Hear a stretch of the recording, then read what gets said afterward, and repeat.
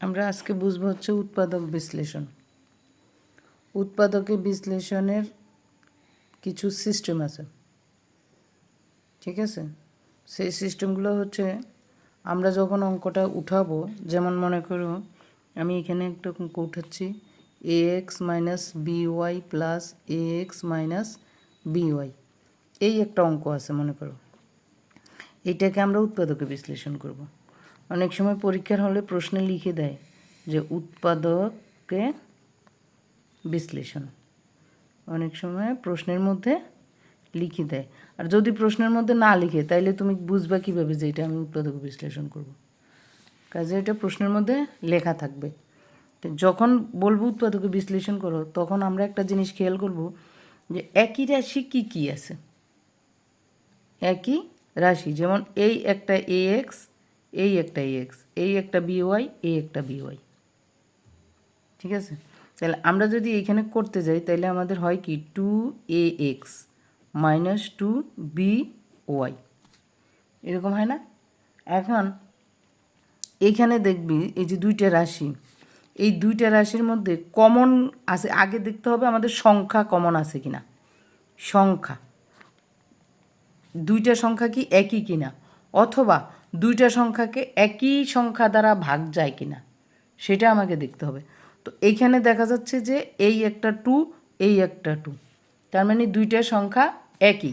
যদি দুইটা সংখ্যা এক হয় তাহলে আমরা একটা সংখ্যা কমন নেব। কমন নেওয়া মানে কি, ভাগ করে দেওয়া। কমন নেওয়া মানে ভাগ করে দেওয়া। আর এইখানে আছে কি এ এক্স, আর এইখানে আছে কি বি ওয়াই। দেখো এই এ এক্স আর বি ওয়াই, এখানে কি কিছু কমন আছে? একরকম দেখা যায় তৈব, একই রকম। যেমন এখানে এ আছে, এখানে বি আছে, কমন যাবে না। এখানে এক্স আছে, এখানে ওয়াই আছে, কমন যাবে না, ঠিক আছে? তাহলে কমন গেল কি আমার, শুধু টু। কমন গেল কি টু। তাহলে টু যদি আমি কমন নেই, তার মানে এই রাশি আর এই রাশি থেকে টু বাদ, এই দুইটা রাশি থেকে টু বাদ। এই দুইটা রাশি থেকে যদি টু বাদ যায়, প্রথমে এইটা থেকে টু বাদ, এই দুই দিয়ে যদি আমি এই দুইকে ভাগ করি তাহলে কত হয়, ওয়ান। টু দিয়ে টুকে ভাগ করলে ওয়ান, ওই ওয়ান আমার এখানে লেখার দরকার নাই। তাহলে থাকে কি আমার এ এক্স, যেটা থাকবে সেইটা। এখানে কি চিহ্ন, মাইনাস, এই মাইনাস। দেখো এইখানে টু, এই টু দিয়ে এই টুকে ভাগ, থাকে কি ওয়ান, ওই ওয়ান আমার এখানে লেখার দরকার নাই।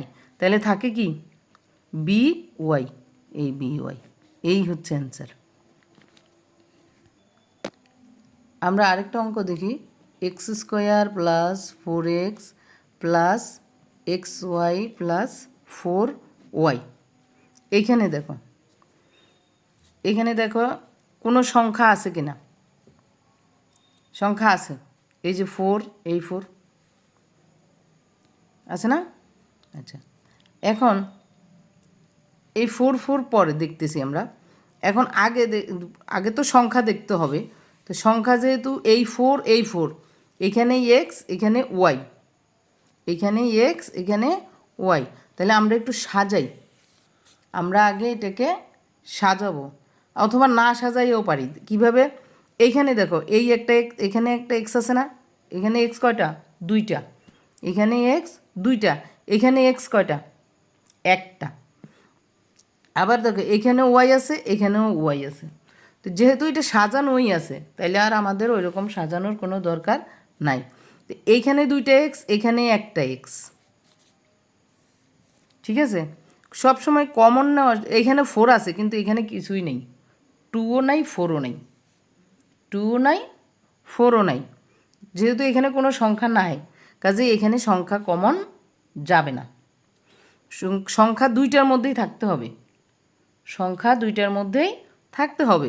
যেহেতু দুইটার মধ্যে সংখ্যা নাই, কাজে এখানে আমার কোনো সংখ্যা কমন যাবে না। তো এখানে আছে কি এক্স, এখানে দুইটা, এখানে একটা। এখন কমন যাবে কোনটা?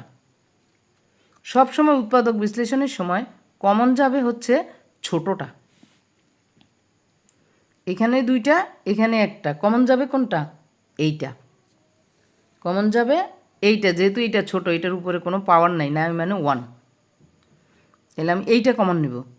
নিলাম এক্স কমন। এক্স কমন নেওয়া মানে কি, এই এক্স দ্বারা এটাকে ভাগ। তো এখানে দুইটা ছিল, একটা চলে গেছে, থাকে কয়টা? একটা, এই এক প্লাস, এখানে প্লাস আছে প্লাস, এখানে 4 আছে, 4 কিন্তু আমার কমন যায় নাই, কাজে এই 4 থাকবে। এখানে এক্স একটা আছে, একটা কমন চলে গেছে, আর কিছুই নাই, দিলাম প্লাস। এইখানে দেখো এক্স আছে, কিন্তু এখানে এক্স নাই, আছে নাই। এখানে ওয়াই আছে, এখানেও ওয়াই আছে, এখানেও একটা, এখানেও একটা, যা আছে আমি তাই কমন নেব। তো ওয়াই চলে গেল, এখানেও ওয়াই আছে, ওয়াই চলে গেছে, তো ওয়াই চলে গেলে থাকে কি? এক্স, দিলাম এক্স প্লাস। এখানেও ওয়াই ছিল, এখানেও ওয়াই ছিল, একটা একটা চলে গেছে, থাকে কি? 4। এটুক বুঝ ক্লিয়ার? আচ্ছা, এরপরে হচ্ছে দেখো এইটা আর এইটা একরকম, একই রকম না? যেহেতু এই দুইটা দেখতে একই রকম, কাজে আমরা এই দুইটা মিলিয়ে একটা লিখব, এই দুইটা মিলে একটা লিখব, শেষ, দুইটার কাজ শেষ। এখন বাকি থাকে কি? এই একটা এক্স আছে প্লাস এই একটা ওয়াই আছে, এই অ্যান্সার।